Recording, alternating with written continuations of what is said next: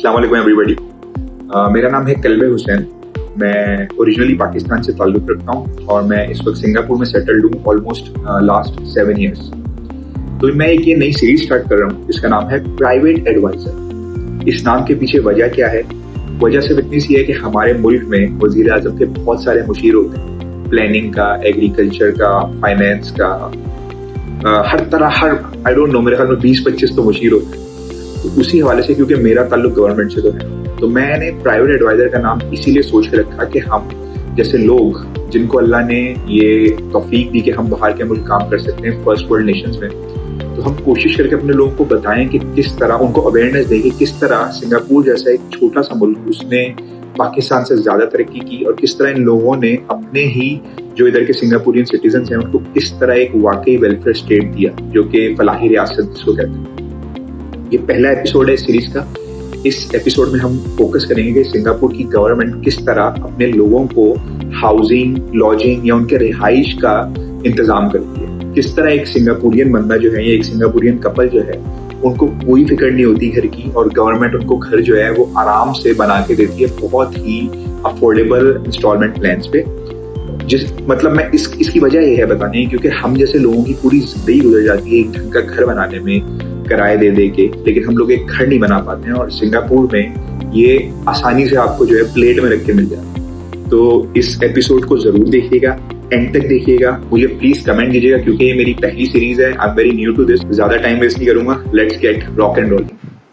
ये देखें आप, ये सिंगापुर का एक व्यू है एचडीबीज़ का। ये सब गवर्नमेंट ओन्ड फ्लैट्स हैं। गवर्नमेंट अपने लोगों को ये देती है, बहुत अच्छी तरह प्लान्ड होते हैं। लाइक आप देख सकते हैं कि यहाँ पे शेल्टर्ड वॉकवेज होंगे, बिकॉज सिंगापुर में बारिश बहुत ज़्यादा होती है, तो हमेशा आपको वॉकवेज दिए जाएंगे कि आप पैदल चल सकें। प्लस हर एचडीबी ब्लॉक का एक नंबर होता है, लाइक यू कैन सी है, जिससे वो पहचाना जाता है। आपको ग्रास बहुत ज़्यादा नज़र आएगी और एचडीबीज़ में आपको फिटनेस कॉर्नर्स नज़र आएंगे, क्योंकि Singapore is like a fitness freak nation. तो यहाँ पे अपने स्पेशली ओल्डर एज लोगों के लिए ये लोग इन हाउस ही ये देते हैं। ब्लॉक्स में आपको बैडमिंटन, जिम की फैसिलिटीज़ देते हैं। और सिंगापुर की एक अच्छी चीज़ ये है कि अगर आप सिंगल हो तो एट द एज ऑफ 35, और अगर आप शादी करते हो तो you can apply for an HDB, और गवर्नमेंट आपको जो है 100 ईयर्स लीज पे देगी। जैसा कि आप देख सकते हैं यहाँ पे कि चाइल्ड कॉर्नर है, जहाँ पे बच्चे आराम से फ्रेश माइंड के साथ खेल सकते हैं, अपनी एक्सरसाइज कर सकते हैं, and they can stay healthy, because again ये पूरा ग्रूमिंग का एक फेज होता है उनका। And you can see that her HDB block के आसपास विद इन 200 मीटर्स आपको एक अर्ली चाइल्डहुड स्कूल मिलेगा। So they focus on that a lot, के अर्ली चाइल्डहुड स्कूल्स हो, वहाँ पे लिफ्ट की एक्सेस हो फॉर द हैंडीकैप पीपल, ताकि उनको मूवमेंट में बहुत ज़्यादा आसानी हो, कम्यूटिंग में।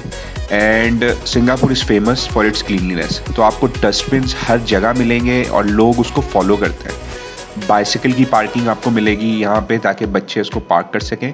And when it comes to parking, तो कार पार्क्स बहुत ही आला डिज़ाइन होते हैं यहाँ के। As you can see here के गाड़ियाँ बहुत ही लाइन में, इट्स अ पार्किंग प्लाजा।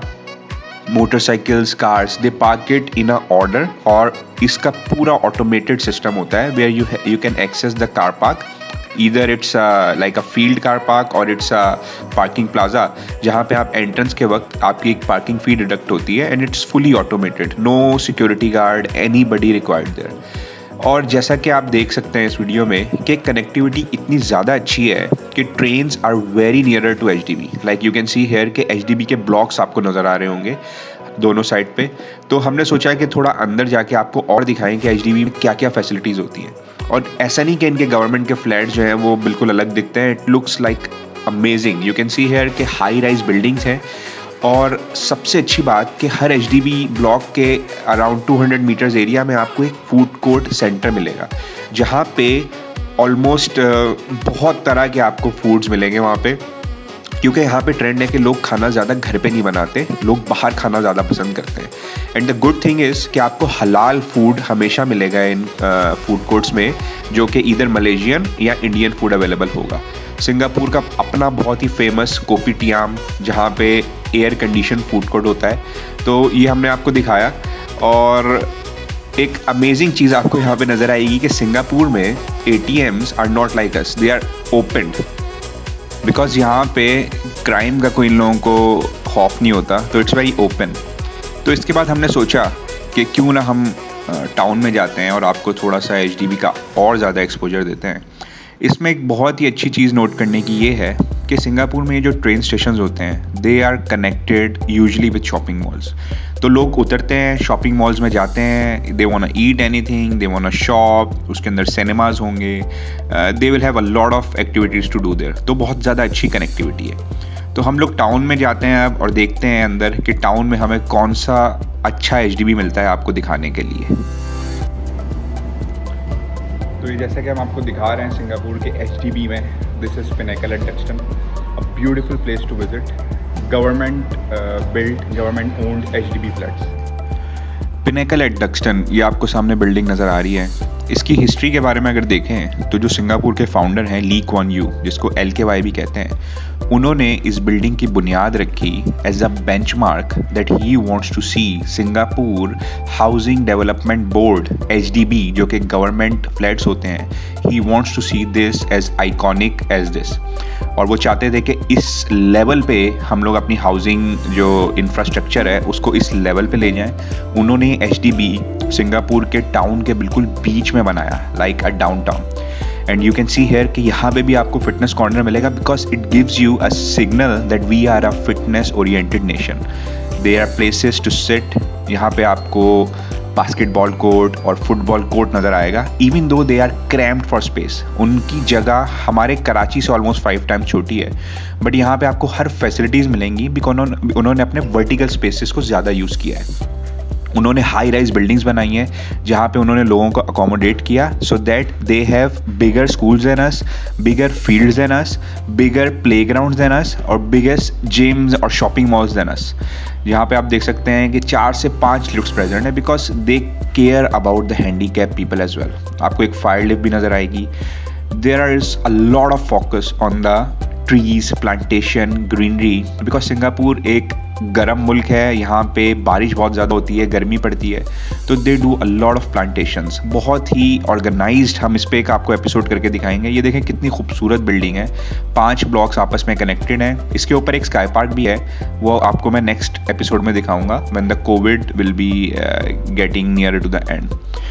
वापस जाते हुए मेरे दिमाग में बहुत सारे सवाल आए। क्यों हम लोग इतना पीछे रह गए? क्यों पाकिस्तानी गवर्नमेंट लीडरशिप हम लोगों को इस तरह की आसाइश नहीं दे पाई? क्यों हम लोग वो मुल्क जिसने कोरिया को 1960s में एक प्लान दिया था फॉर सक्सेस, क्यों हम इतना पीछे रह गए? Why our GDP, our economy is going backward rather than going forward? बहुत सारे सवाल दिमाग में चलते रहे, लेकिन यही समझ में आया कि इट्स अ 2-way थिंग। ये एक जगह से नहीं जाती बात, लोगों को अपने हक के लिए कोशिश करनी पड़ती है। इस वीडियो को बनाने का मेरा मकसद सिर्फ इतना है कि मैं लोगों को दिखाऊं कि जो मुल्क, चाहे वो नॉन मुस्लिम कंट्रीज़ हैं, उन्होंने क्यों तरक्की कर ली, बिकॉज उनका फोकस था, उनके लीडरशिप के पास विजन था। मैं अपने लीडरशिप को क्रिटिसाइज़ नहीं करूँगा, लेकिन ये बिल्डिंग्स, ये ट्रेन स्टेशंस, ये फैसिलिटीज़, ये देख के इतना ज़रूर समझ में आया कि चाहे हम लोग बहुत अच्छे मुसलमान बन जाएं, लेकिन एक अच्छे इंसान हम लोग नहीं बन पा रहे हैं। हम लोगों को अभी आगे बहुत दूर जाना है। हम लोग फर्स्ट वर्ल्ड कंट्रीज से बहुत ज़्यादा पीछे हैं।